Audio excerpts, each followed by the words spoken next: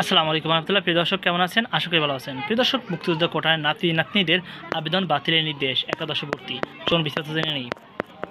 প্রিয় দর্শক, একাদশ শ্রেণীতে ভর্তির সময় মুক্তিযোদ্ধার কোটার আবেদন নিয়ে সতর্কতা দিয়েছেন আত্মশিক্ষা বোর্ড সমন্বয় কমিটি। বোর্ড জানিয়েছে, এই কোটায় কেবল বীর মুক্তিযোদ্ধা, শহীদ ও বীর মুক্তিযোদ্ধাদের সন্তান আবেদন করতে পারবেন। কিন্তু অনেক শিক্ষার্থী নাতি নাতনি পরিচয়ে এই কোটায় আবেদন করেছে। তাদের আবেদন বাতিল করে আজ 1 সেপ্টেম্বরের মধ্যে নতুন করে আবেদন করার নির্দেশ দেওয়া হয়েছে।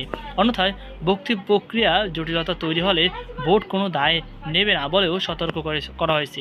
রোববার আত্মশিক্ষা বোর্ড সমন্বয় কমিটির সভাপতি এবং মাধ্যমিক ও উচ্চ মাধ্যমিক ঢাকা শিক্ষা বোর্ড ঢাকার চেয়ারম্যান ডক্টর খন্দকার এহসানুল কবিরের সই করা এক বিজ্ঞপ্তিতে বিষয়টি জানানো হয়েছে।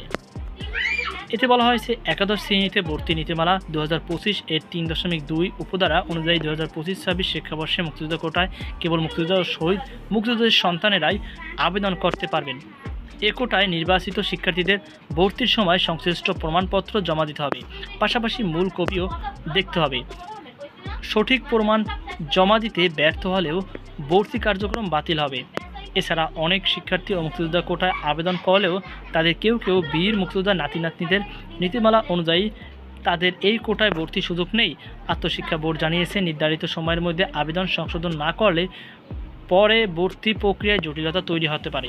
এজন্য বোর্ড কোনোভাবেই দায়ী থাকবে না। গত 24 জুলাই বাংলাদেশের সব সরকারি বেসরকারি কলেজ একাদশ শ্রেণীতে 2025-26 শিক্ষাবর্ষে ভর্তির জন্য নতুন নীতিমালা প্রকাশ করে শিক্ষা মন্ত্রণালয় মাধ্যমিক ও উচ্চশিক্ষা বিভাগ। নীতিমালায় জানানো হয়, সরকারি বেসরকারি কলেজে মোট আসনের 93% থাকবে সাধারণ শিক্ষার্থীদের জন্য উন্মুক্ত। বাকি 7% 5% বীর মুক্তিযোদ্ধা বা শহীদ বীর মুক্তিযোদ্ধার সন্তানের জন্য, 1% শিক্ষা মন্ত্রণালয় কর্মকর্তা কর্মচারীদের সন্তানের জন্য এবং 1% অধীন দপ্তর সংস্থার কর্মকর্তাদের সন্তানদের জন্য সংরক্ষিত থাকবে। তো প্রিয় দর্শক, এই ছিল আমাদের সর্বশেষ আপডেট। সকল ভালো থাকুন। আজকে পর্যন্ত আল্লাহ হাফেজ।